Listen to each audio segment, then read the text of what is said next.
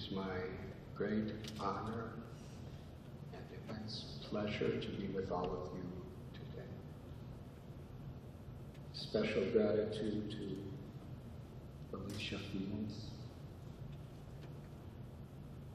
John Sekioka, Sherman Holland, Nand Kochar,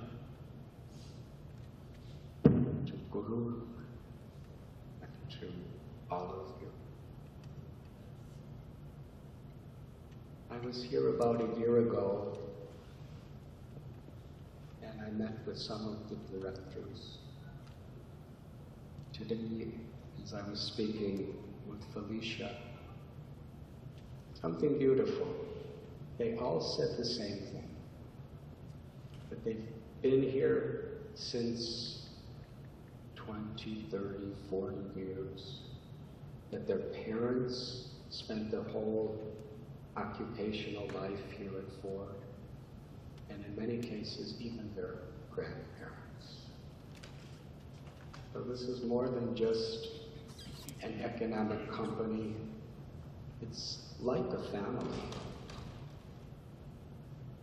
And I also have some connection with your Ford family, if I may explain. In 1958, my father and his uncle, they invested everything they had to create the largest dealership in all of Chicagoland in a model called the Edsel. Do you remember the Edsel? To this day, my father claims that it was ahead of its time. Perhaps this was one of the stepping stones to lead me to be a renounced monk, a Swami. The topic today is unleashing your inner potential. The first step is to recognize our potential. Here, Henry Ford, he recognized a potential that hardly anyone else could see. At a time where cars were available for people with tremendous wealth and influence, he saw the potential that the common American could have their own car. And then he saw the potential of how to do it through his manufacturing procedures, the assembly line, and in doing so, he actually changed the world as we know it even today. And that legacy, almost a century later, is still thriving. One of my very best friends, his name is Shyam Sundar. He's an expedition miner. In fact, there was a series on the Animal Planet called Lost Treasure Hunters, which focused on his life as a miner. He's been all over the world, discovering jewels and metals. A few years ago, I was with him driving to a friend's house in the Rocky Mountains of Canada. He was driving, and I was just looking and seeing beautiful scenery. But he was pointing to a particular mountain. He said, "There is gold in that mountain. There are sapphires in that mountain." And I was saying, "How do you know?" He said, "Don't you see the color of the earth there? And don't you see the formation, how the trees are growing?" I was with him in India once, and he looked at a river, and he said, "There are diamonds in this river." And he actually was able to find them. So what's inconceivable, even beyond our imagination, a person with vision can see that potential. From a spiritual perspective, it is like in every other aspect of life, people who have a vision to see the potential that actually empowers us to realize that potential. In the Bible, Jesus was walking along the Sea of Galilee, and he met St. Peter. At that time, he was just Peter, and he was a fisherman, and he couldn't really catch any fish. And Jesus said to Peter, "I will make you a fisherman among men." And he became a saint. My own spiritual teacher, his name is Srila Prabhupada. He came from Vrindavan, which is a very holy place in India. He had 40 rupees, and he took a cargo ship, 38 days. He was 70 years old. He saw a potential. After a few months, he was in Haight-Ashbury. This was 1966 and 67. In the journey home, this book I wrote, I write about my journey across the world, looking for meaning and truth. In 1970, I lived for some time in Amsterdam. And I was part of the counterculture, or what people call hippie. I had long hair. And in those days, if you were a hippie coming from America, you were very highly esteemed in Europe. And people used to tell me, someday I am going to take the pilgrimage to Haight-Ashbury. It is the Mecca, the Jerusalem of our counterculture. Now, when Srila Prabhupada, he came from a spiritual place of pilgrimage. When he was in Haight-Ashbury and saw the way people were living and what were their values, but he saw a potential in them, a potential to transform. And he brought that out. One time, a journalist asked him, he's a scholar from a holy place in India. He was asked, "Can you tell me what a hippie is?" And he said, "You know better than me." He said, "It is something extraordinary." And they said, "Well, why have you come to our country?" He said, "I have come to make hippies into happies." So he saw that potential within us. On every level, to understand what our real potential is, then we actually learn how to mine, how to uncover that potential. Recently, I was speaking to the CEO of a major corporation, and I spoke a little phrase that's so common. I said, you can tell how rich you are by understanding how many things you have that money cannot buy. And he got so enthusiastic when I said that. He said, that's so true. He said, money cannot buy love, happiness, peace, a united family, all the things that are really most important in life, money cannot buy. Now, he was a multi-billionaire. He came to that meeting in a private jet. I haven't had a bank account since 1969. And I kind of hitchhiked to get there. I had to borrow rides. So when he said that, I asked him, then why do you work so hard for money?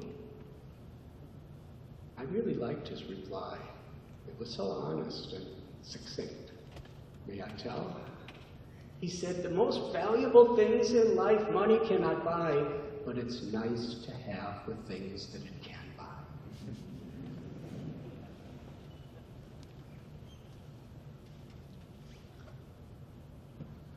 It is said that in a spiritually, or let us say a humanly evolved society, people love people and use things.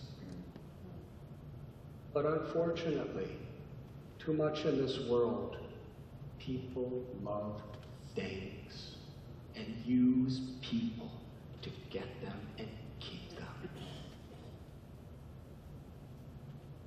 Acquisition of things can give some pleasure to the mind and to the physical senses, but they cannot touch the heart. Anandamayo Yasha. Everyone is seeking pleasure.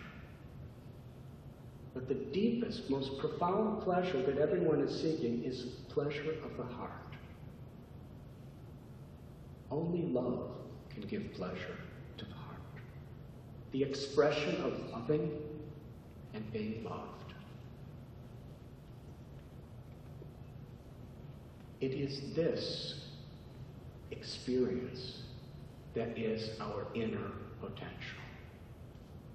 To access that love that is within each and every one of us, and to be an instrument of that love. Whatever we do. One time I was in Mumbai speaking to a group of about 500 chartered accountant and certified accountant students. And after I gave a talk, I asked for questions. One student stood up. When he stood up, all the other students in the auditorium, they all went, ooh. And I realized this gentleman is very influential. He started screaming at me. He said, "You are a cheater. You are a liar. I reject everything you have spoken." After he said that, he said, "What if everyone in the world became a Swami like you? Who would grow the food? Who would do the banking and the business? Who would do the government work? Therefore, I reject you." He got a standing ovation. I just stood at the podium like today, waiting for the cheers to go down. And I said a little prayer. What am I supposed to say? I replied, "Sir, what if everyone in the world became an accountant like you? Who would grow the food? Who would do the business and the banking? Who would run the governments? In fact, if everyone became an accountant, there would be 100% unemployment in this world, because no one would need an accountant." The different occupations, the different responsibilities we take in our jobs and our social position are like the limbs and the organs of the body. The liver cannot do what the lungs do. The lungs cannot do what the brain does. The feet cannot do what the heart does. But it's not that they're all fighting with each other over who's better. A healthy body is where every part of the body appreciates and recognizes the contribution of all others. And similarly, a healthy social body is where whatever our race or our religion or our particular social background or our occupation, we learn how to respect and appreciate the potential of others.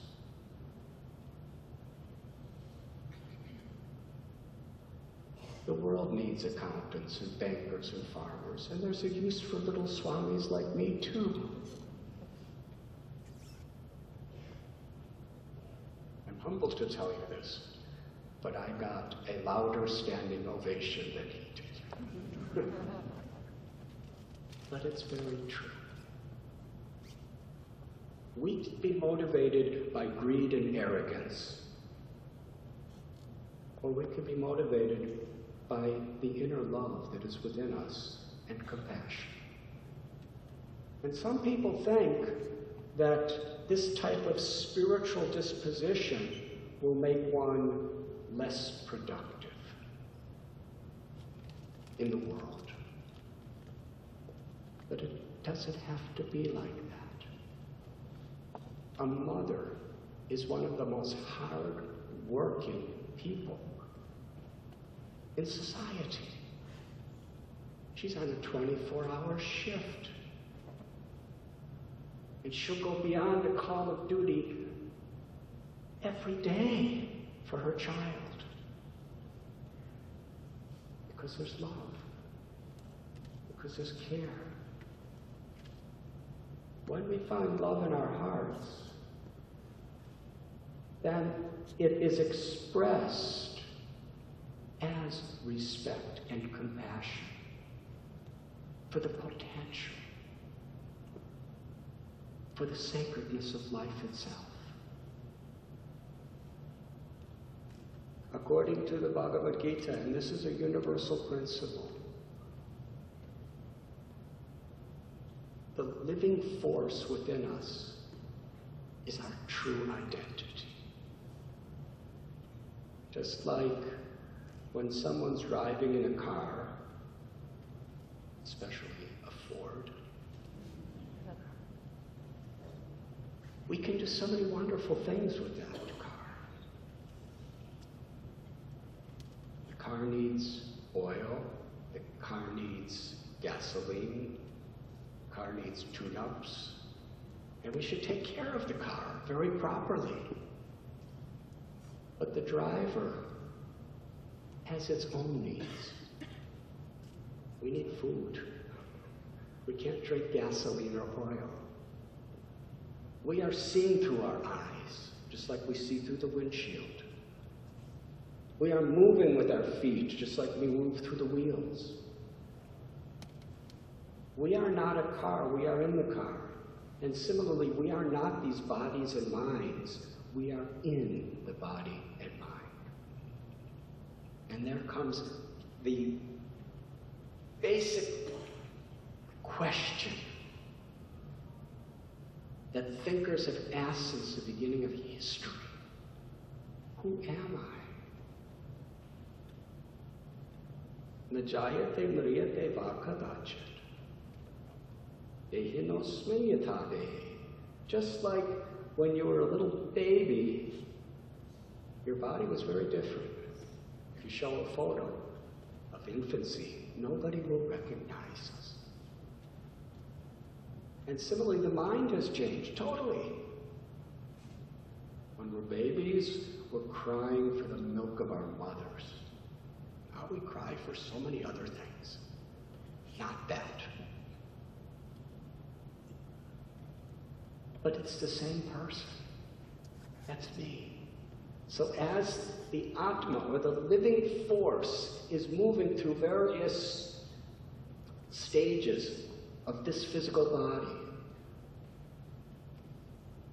the Atma, or the soul, is eternal, beyond suffering, beyond birth, beyond death. But that's only a detail. The real glory of the soul is its capacity to love unconditionally, to be an instrument of compassion unconditionally, in whatever we do. Whether we drive a luxury Ford or an economy Ford. The real question is, what are we going to do with the car? We could rob a bank with the car. Or we could bring a dying person to the hospital to save their life. Or we could do wonderful, beautiful things for our family, our friends, and for the world.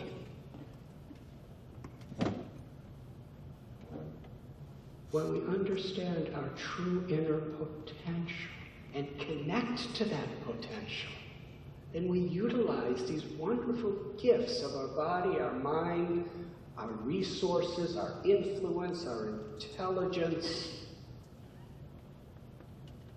for a purpose that actually gives true fulfillment to our hearts. And what is that? The purpose of compassion, the greatest need within the world. There's a saying that within every heart there is a good dog and a bad dog. The good dog represents our divine qualities: love, compassion, humility, forgiveness, generosity. And the bad dog represents other qualities: arrogance, greed, hate, envy, vengeance. The good dog represents peace. And even though one may be extremely dynamic in whatever they do and say, it's with dignity, integrity. The bad dog cares nothing for dignity or integrity. It's just a matter of getting what it wants. Now sometimes this bad dog, its howling reverberates through our minds. How many of you may have that experience? It's howling to satisfy our selfish passions. And the good dog is begging for attention.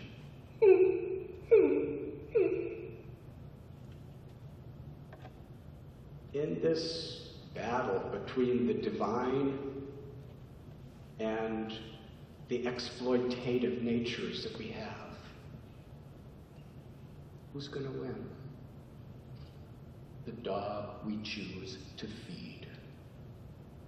That is the one that's going to overpower the others. By the choices we make, moment after moment after moment, we are feeding either our good dog or our bad dog, giving it power.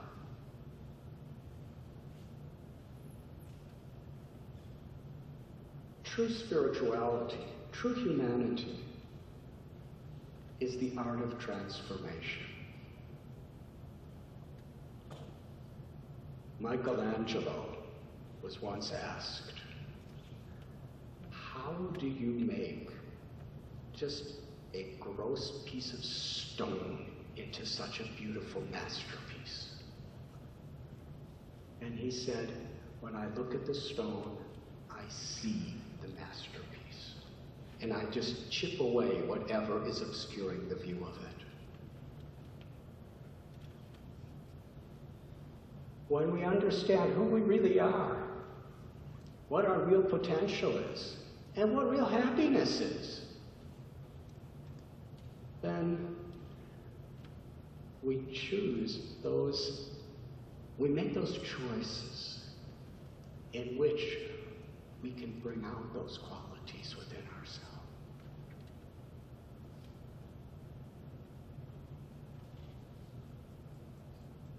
Religion comes from the Latin word religio, which means to bind back to our true essence. Yoga means the same thing, to reconnect, reunite with our true essence. A power beyond our own. In India, I often speak at Alcoholics Anonymous meetings. And that's the principle That's the foundation that has actually transformed tens of millions of people with addiction problems throughout the generation. That there is a higher power within us that can overcome all of these tendencies that create so much trouble for myself and the people around me.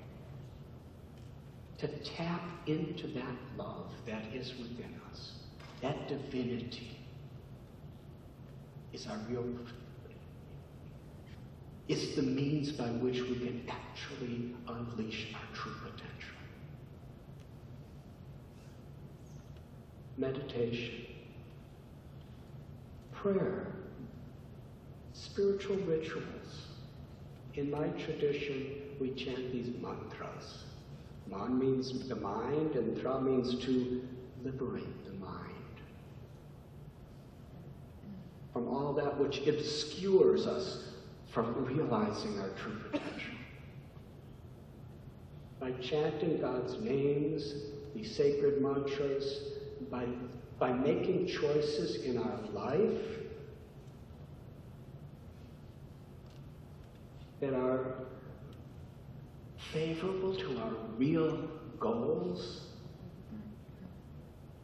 we can unleash our true potential. We can be instruments of change beyond our imagination on every level. Where we are sitting today, one person created a change in the world beyond anyone's imagination. The world today really needs spiritual values. There's so much conflict in Israel, in Ukraine, in Kashmir, in Africa, on the basis of nationalism or racism or religion. The problem, Emerson said, Ralph Waldo Emerson, he said, the reason why the world is in such a mess is because human beings are disconnected from themselves.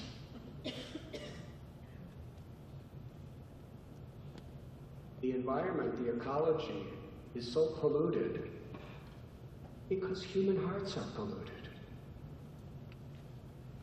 To clean that pollution, to bring ourselves back to our natural state, we could arise above all of these inner conflicts and outer conflicts.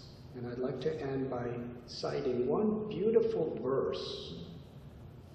When I heard it, I was just 19 or 20 years old.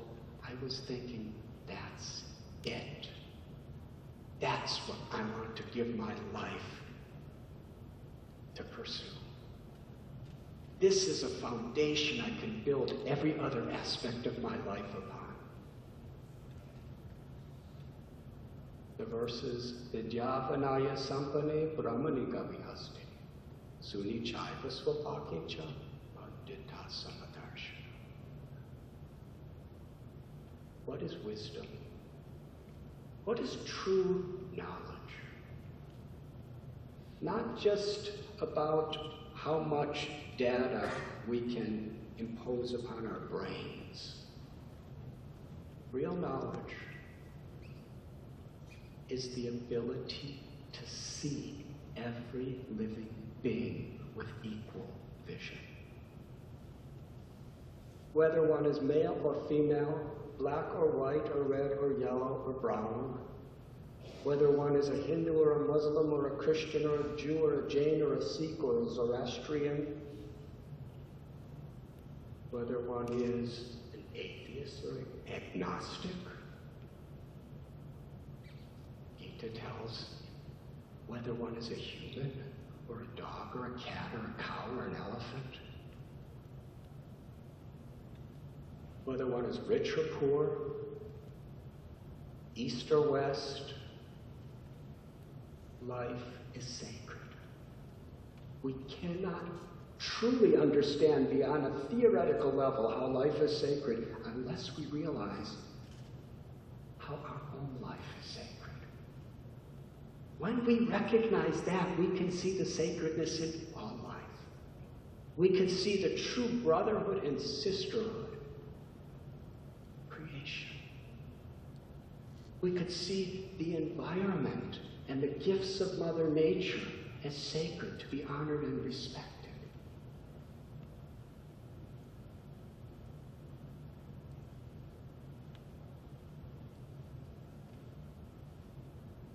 This is the wisdom that the world really thirsts for. And without this wisdom, whatever solutions we make are rather superficial and theoretical. The real solutions are based on deep concern and care. The unity of life, brotherhood and sisterhood of life, and compassion. That's our inner potential. By putting some time aside for our spiritual practices, by associating with people who inspire this higher consciousness, and by making choices in our daily lives that nourish the divinity within ourselves, we could realize that potential and unleash it in whatever we do. Thank you very much.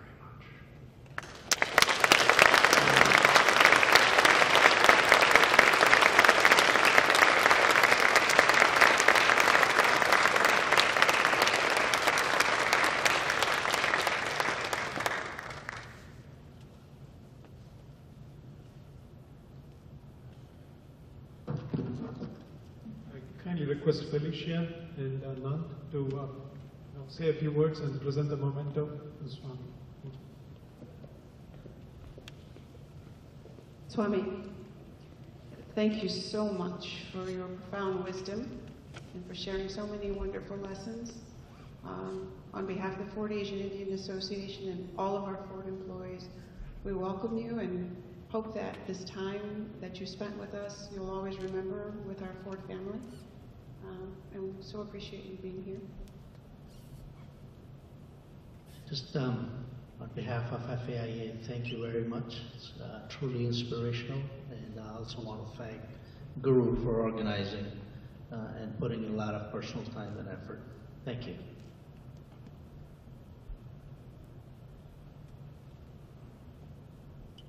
This is a model of a 2015, that's the new Mustang. And actually it's for his father, who was the Ford dealer. It says, Mr. Jerry Slavin. So please pass it along to him. So the Edsel was all waste after all.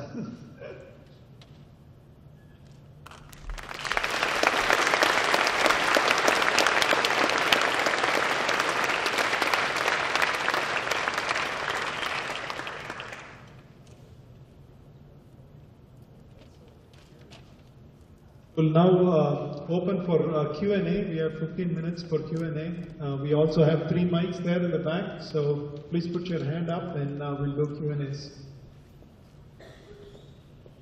My father will feel that the whole Edsel experience was worth getting this gift from the hands of such gracious people.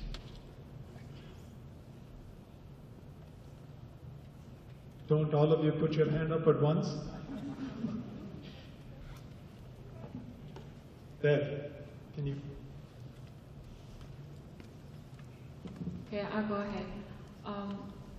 What did your father say when you didn't want to lead the dealership and wanted to be a monk?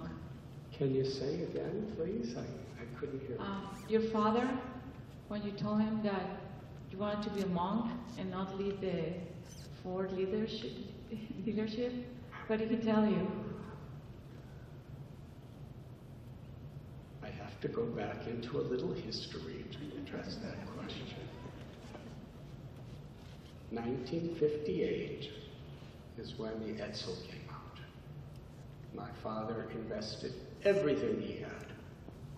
I think it lasted about 2 years, and then it discontinued, because not too many people bought them, and my father went into total bankruptcy. Now, I was 7 years old when he began, but I was watching. And I learned something very special from that experience, because he had to work so hard, practically day and night, just to bring his family back to a safe situation. There were debtors, the tax department, people were trying to take away our little house. And every morning, he would go into the shower before going to his work. And we had one bathroom in our house. It was right next to the bedroom where myself and my brother lived. Every morning I heard him sing the same song.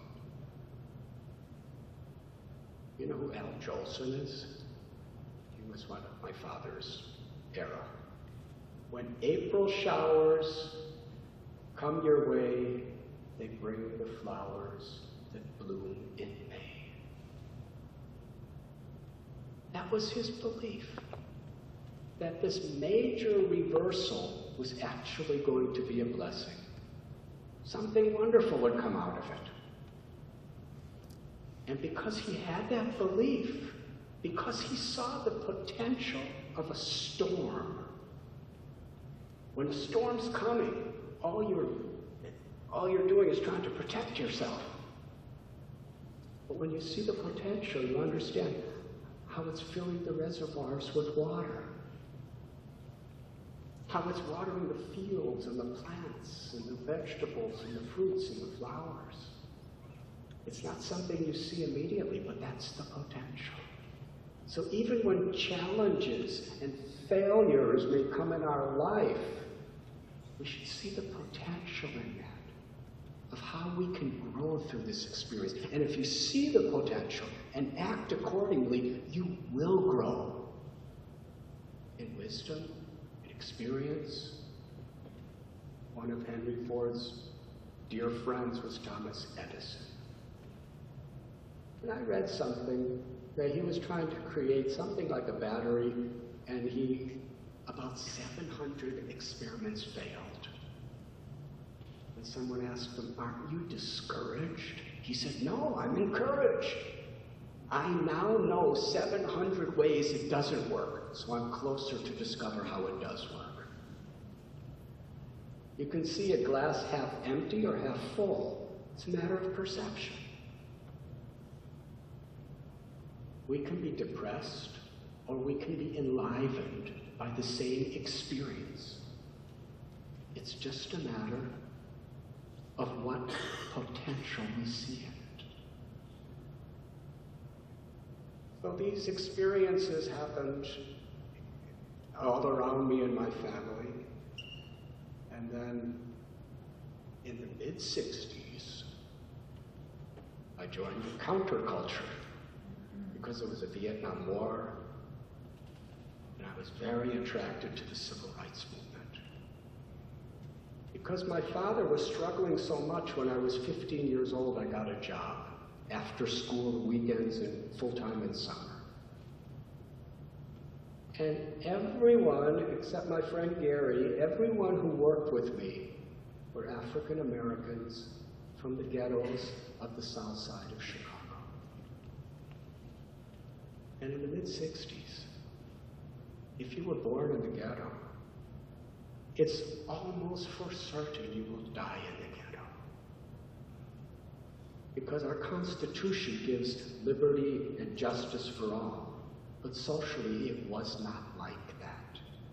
They were beaten down by discrimination. And they were all alcoholics, just trying to cope with life. I loved them. They were all my father's age, too. And they loved me. And when I would go to school and pledge allegiance to the flag, liberty and justice for all, It was a contradiction. I joined the civil rights movement. My friends and their older brothers were sent to Vietnam. Some of them were killed. Some of them came back with limbs torn off or total drug addicts due to the stress. Why are we there? It didn't make sense. So many things were happening in my life. I joined the counterculture. But after some time, I saw the same problems that we were rebelling against, we had, just with a different dress and a different language. And then I realized, I heard the words of Gandhi, be the change you want to see in the world. Martin Luther King said, if you do not have an ideal you're willing to die for, you have nothing really meaningful to live for. I wanted to find that change. I wanted to find that ideal. I was reading, I was praying, and I was meditating, and I was searching. And eventually, I went between college semesters my friend Gary called me. I went to see him. He said, I'm going to Europe this summer. You must come. I said, I don't have any money. He said, I don't either. But our friend Frank wants to be with us so much, he's going to pay for us. So I told my mother and father, I'll be back at the end of the summer to continue college. The first day we arrived, first Iceland, then Luxembourg. Our friend Frank got robbed. He went home the same day. And Gary and I were left in Europe with nothing. And we didn't know anybody. But we were so happy. Because we felt free to be so far away from any of the restrictions that we used to have to deal with back here.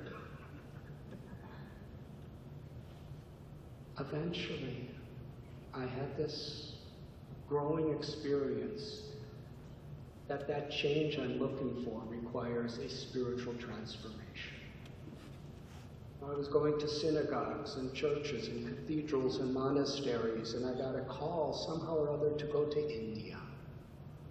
And I went through the Islamic countries of the Middle East and studied Islam.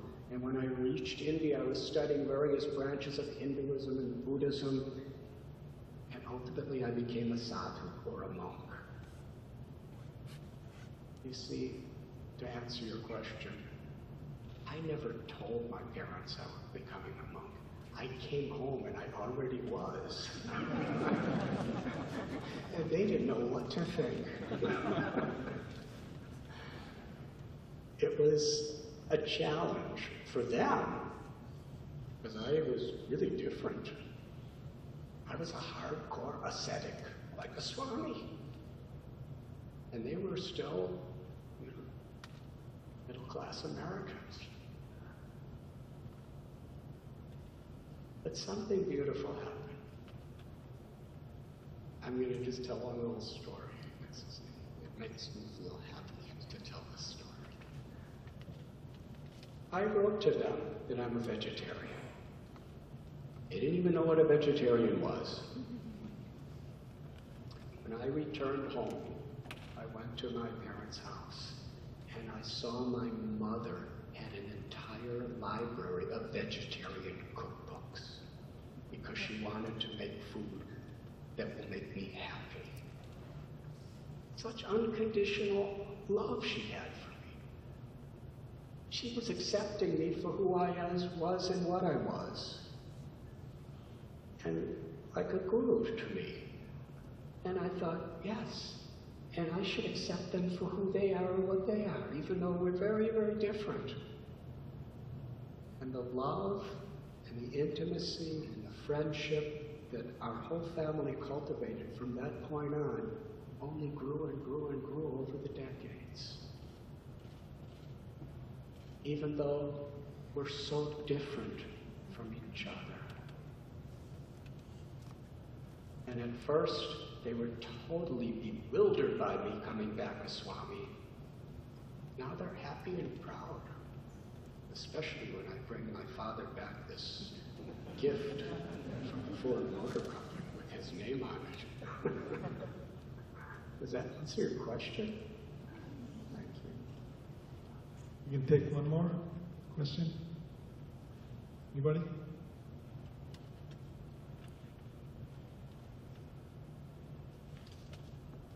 Going once? There. Could you tell us about your charitable work in India, how you got started, and what it's doing today?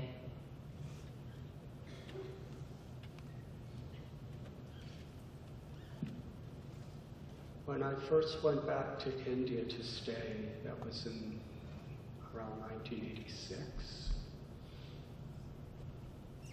I was giving talks in a lot of colleges and universities, and somehow or other, all these medical students became really inspired.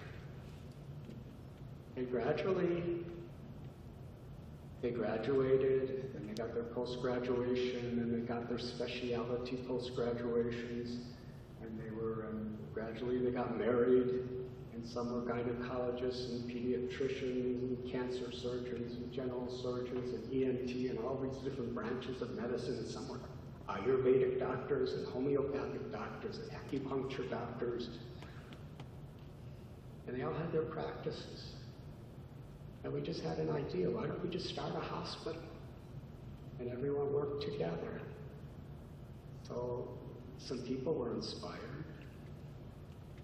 One beautiful family, the Muffet Lal family, they were very instrumental in helping to raise the funds, and we built a hospital.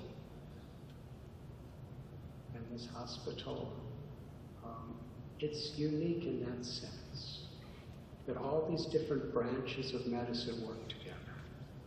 Because medicine could be a lot like religion, that our way is the only way.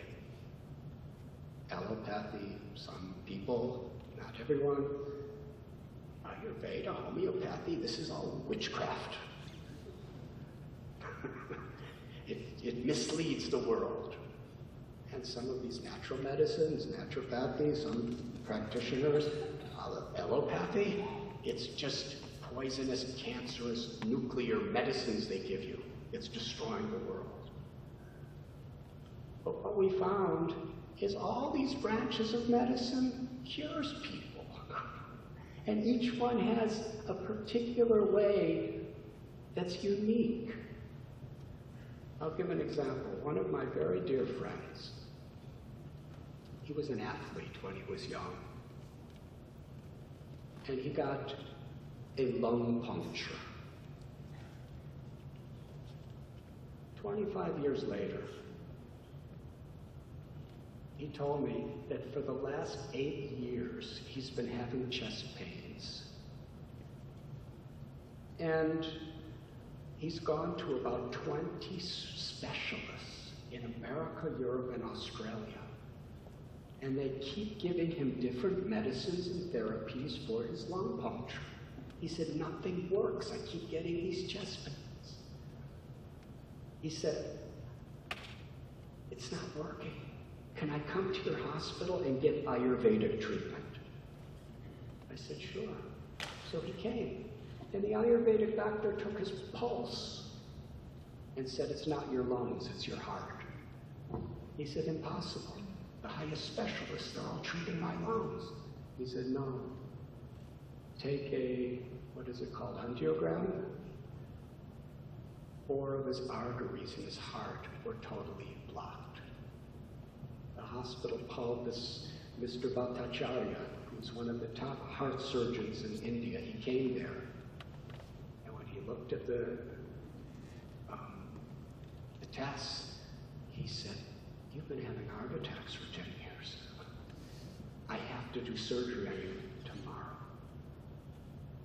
So here, the marriage of Ayurveda and allopathy saved a person's life.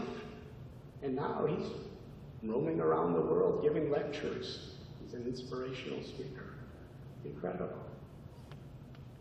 So the hospital, we do a lot of charity work, going into the villages, cataracts.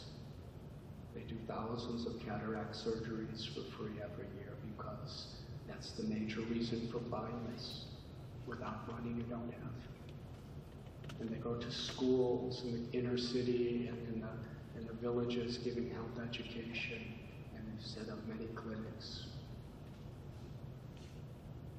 One time I was giving a lecture, and I was driving back to our ashram, and on the way, these communal riots between two different religions broke out. People were slaughtering each other on the street, burning houses, burning shops.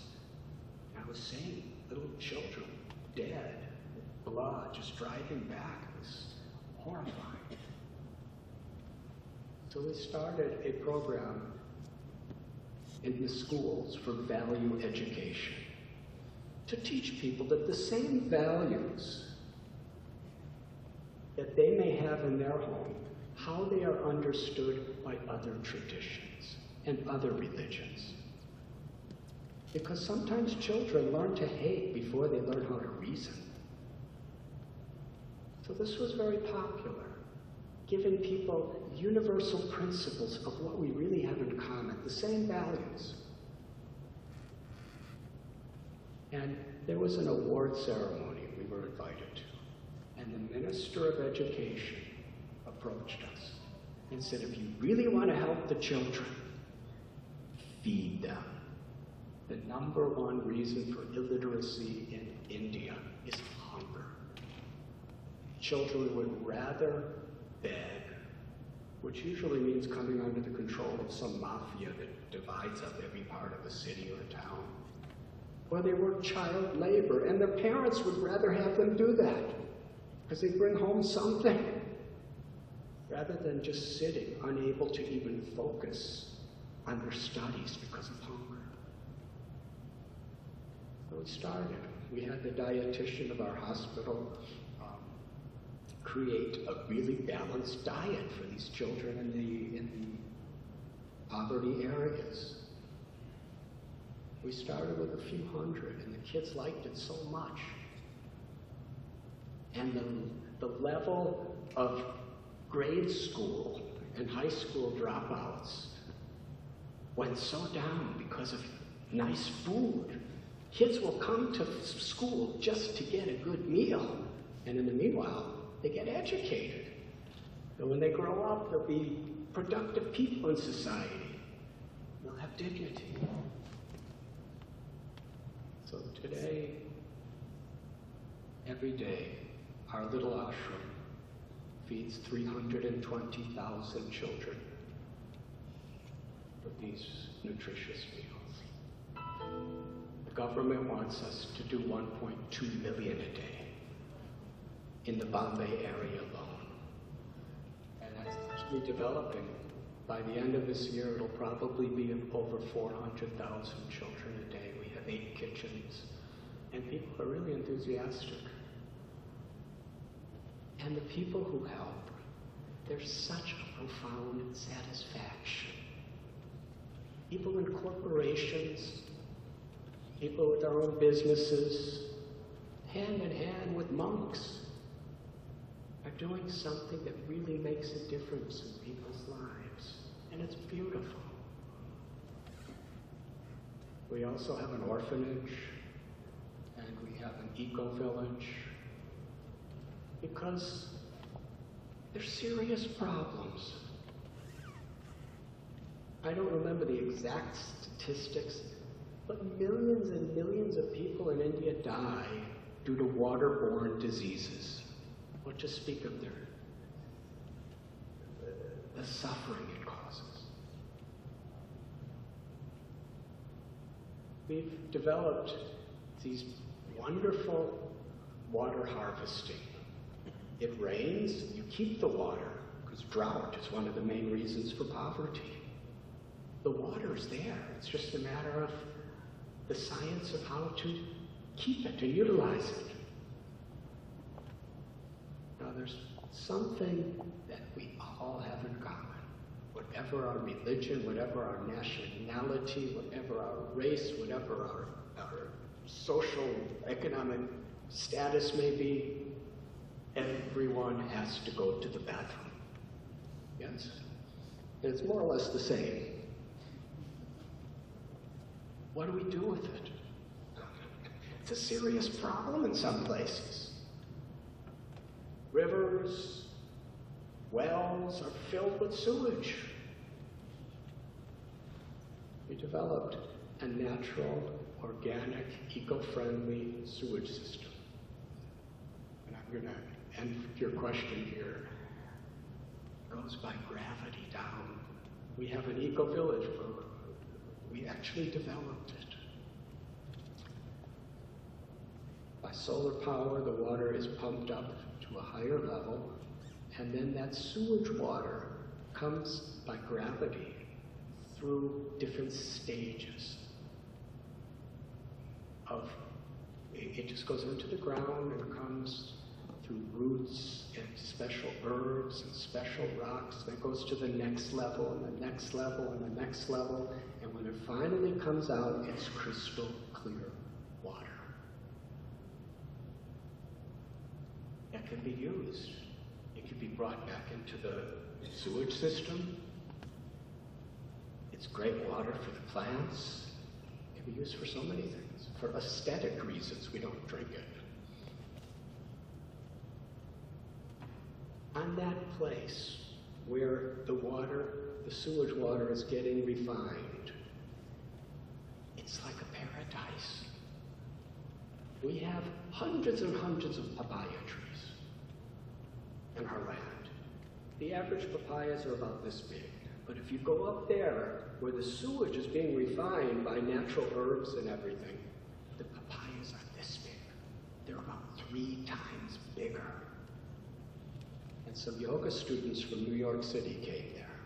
And when they saw the papaya, one girl said, "We should call this a papaya." It's not my word, it's her word. The idea is, when we have compassion, when we have concern, and we're all working together, there's monks, and there's industrialists, and there's millionaires and billionaires and working class, and there's professors and farmers. Everyone's working together for a common cause. Because there's a value. And we see the potential within ourselves, and we see the potential among ourselves to make a difference. And that's there for all of us. Thank you very much. Thank you.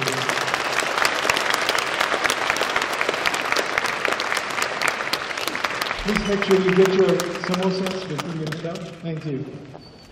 Oh, by the way, the Swami is doing a retreat tomorrow. If anybody's interested in registering, there is a table set up. Thank you.